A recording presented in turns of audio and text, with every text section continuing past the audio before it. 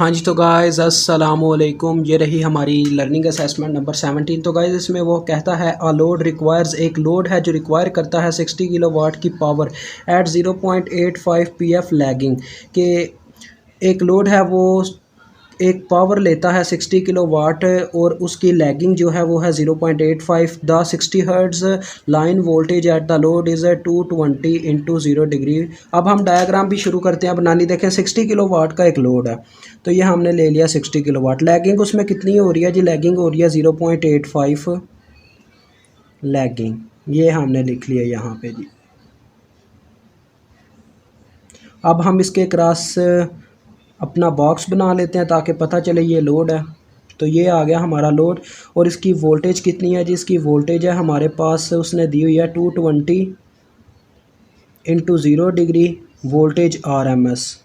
उसके बाद जी वो कहता है if the transmission line impedance, और उसके जो साथ हमारी वायर लगी हुई है उसकी इतनी इम्पीडेंस मींस रेजिस्टेंस ही होता है, वो उसमें रियल और इमेजिनरी पार्ट दोनों ऐड कर रहा है। तो हम फिर बिला फ़र्ज़ ऐसे ही कर लेते हैं, एक इंडक्टर ले लेते हैं और एक रजिस्टर ले लेते हैं जिसके ज़रिए हम मतलब कि इन दोनों को अलहदा तौर पर रिप्रेजेंट कर सकें। 0.12 ओहम हो गई हमारे रजिस्टर की और 0.18 जे ओहम हमारी हो गई इंडक्टर की। उसके बाद वो कहते हैं यहाँ पे एक सोर्स होगा हमारे पास जिसको हम नाम दे लेते हैं VS का, और ये हो गया हमारा सर्किट मुकम्मल। और आगे वो कहते उसकी रिक्वायरमेंट क्या है, वो हमसे पूछना क्या चाहता है। तो गाइज़ वो आगे कहता है जी determine the line voltage and the power factor at the input. हमने जी VS को फाइंड आउट करना है और उसके बाद हमने पावर फैक्टर PF मालूम करना है एट द इनपुट। इनपुट क्या जी? इनपुट जहाँ पे हमने वोल्टेज देने शुरू किए हैं, यानी VS के PF हमने फाइंड आउट करनी है। तो PF फाइंड आउट तो करनी है जी हमने PF। अब आप सोचेंगे PF का फार्मूला कैसे यार भाई हमें समझ आए। तो गाइज़ इतना मुश्किल काम नहीं है, मैं अभी आपको याद करवाता हूँ एक चीज़। इसमें एक हमने करंट ले लिया I के नाम से। आपको याद होगा जब हम थीटा निकालते थे तो उसका फार्मूला था cos इनवर्स PF। याद है भाई लोग? तो PF कैसे निकलेगी? PF is equal to cos theta. और उसके बाद नेक्स्ट एक और बात, थीटा हमारे पास किसके बराबर था? थीटा हमारे पास बराबर था del V minus del I। और यहाँ पे V जो है वो हमारे पास क्या है? VS। यानी VS का जो फेज़र एंगल आएगा उसको थीटा की जगह हम मतलब पुट करेंगे, तो ये PF का ये फार्मूला हमारे पास बन रहा है del VS minus del I। तो हमें कितनी चीज़ें चाहिए? देखें गाइज, हमें यहाँ पे दो चीज़ें फाइंड आउट करनी है, एक VS को फाइंड आउट करना है, एक I को फाइंड आउट करना है। तो चले आए अब हम सवाल को शुरू करते हैं। बिस्मिल्लाह जी।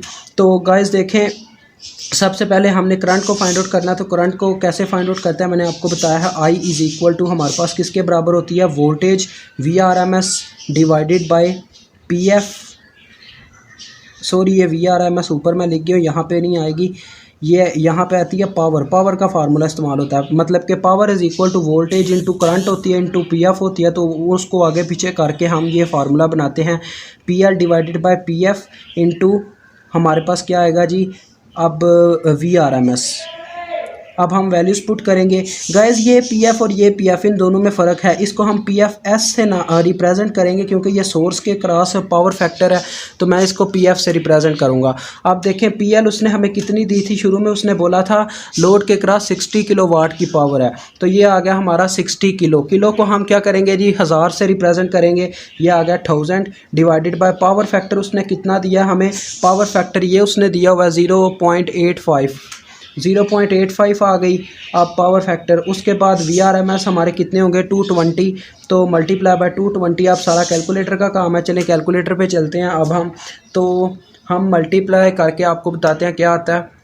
तो गाइज़ हमारे पास आई है 320.86 एम्पेयर RMS।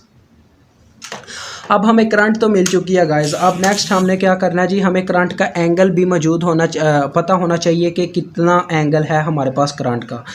तो उसके लिए गाइस अब हमें क्या करना पड़ेगा? हम पहले थीटा वाला फार्मूला इस्तेमाल करके इसके क्रॉस जो थीटा की वैल्यू है, मतलब ये जो 0.85 लैगिंग दे रहा है हमारे लोड के क्रॉस जो थीटा की वैल्यू है उसे फाइंड आउट करना पड़ेगा। तो हम करेंगे थीटा कॉस इनवर्स PF।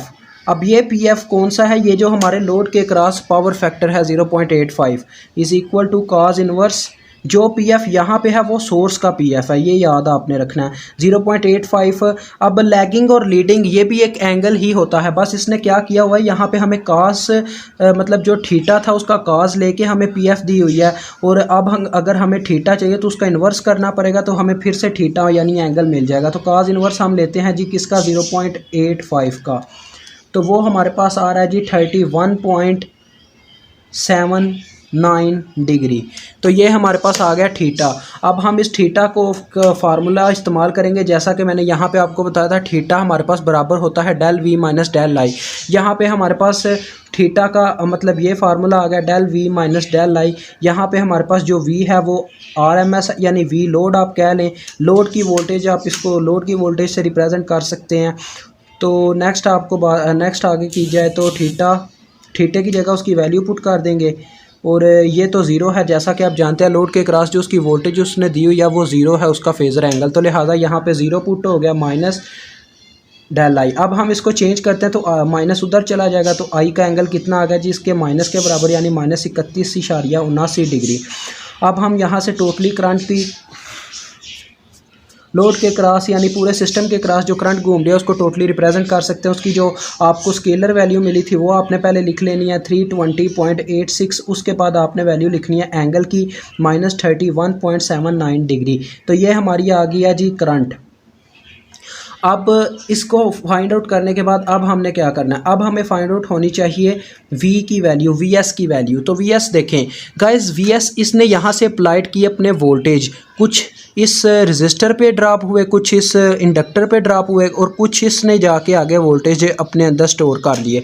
तो हम कैसे फाइंड आउट कर सकते हैं, यानी इसने चीज़ बांटी है और आगे इनमें तकसीम हुई है। अगर हम जानना चाहें कि इसके पास कितनी चीज़ थी जो इसने तकसीम किया, तो हम इन सब चीज़ों को प्लस करेंगे तो हमें इसकी चीज़ मिलेगी। तो यानी VS इज़ इक्वल टू हमारे पास क्या होगा, करंट इनटू इनके वोल्टेजेस निकालने के इनको करंट से मल्टीप्लाई देनी पड़ेगी, 0.12 प्लस 0.18 जे। इनको अलग-अलग सॉल्व करने से बेहतर है हम इसी तरह इनका मतलब कि ये सीरीज़ में सम अप करके करंट से मल्टीप्लाई दे दें। आगे हमारे पास VS है, VL है, VL आ गया।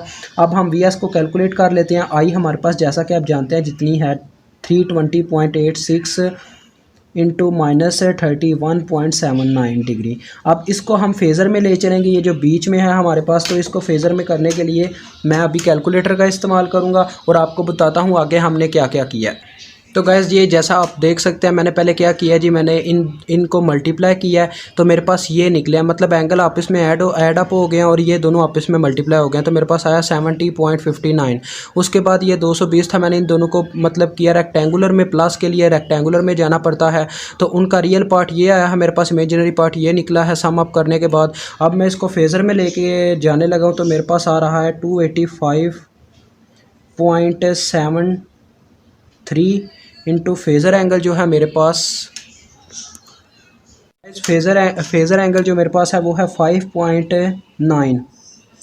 तो ये फेज़र एंगल आ गया 5.9 डिग्री। अब मुझे VS मिल चुकी है, मैं VS के थ्रू अब क्या करूँगा जी, पावर फैक्टर को फाइंड आउट कर लूँगा। इसका एंगल मेरे पास मौजूद है, तो चले आए अब पावर फैक्टर को फाइंड आउट करते हैं। बड़ा पावर फैक्टर ने हमें तंग किया, अब हम इसको भी तंग करते हैं। तो power factor is equal to cos of del VS minus del I. अब एंगल इनके मतलब आपस में हो जाएंगे cover up, cos into angle अब आ जाएंगे डेल VS हमारे पास कितनी आया उसका एंगल जी 5.9, तो इसका एंगल मेरे पास आया 5.88 है, जिसे मैंने राउंड ऑफ करके 5.9 लिखा था, तो मैंने यहाँ पे 5.8 इस्तेमाल कर लिया गाइस। अब डेल आई के एंगल की बात की जाए तो वो माइनस इंटू -1.79 डिग्री आया था। अब इसको एंगल में अगर कवर अप करते हैं तो ये इसमें प्लस हो जाएगा, तो प्लस करके देखते हैं अब कितना आता है हमारे पास 5.88 जमा 31.79, तो गाइस ये मेरे पास आ रहा है 37.67 डिग्री। तो अब मैं करूँगा जी इसको कॉज के मतलब इसका कॉज ले लूँगा, कॉज इंटू 37.67। तो गाइस इसका मेरे पास पावर फैक्टर आया है 0.79। तो इसके साथ आपने लिख देना है लैगिंग 2 भी साथ में है, लेकिन राउंड ऑफ करके 0.79 में लिख रहा था, आप चलें लिख लें साथ में आपने लिखना है लैगिंग। तो ये हमारा जवाब था जी। मुझे उम्मीद है आपको समझ आ गई होगी। अल्लाह हाफिज़, अस्सलाम वालेकुम।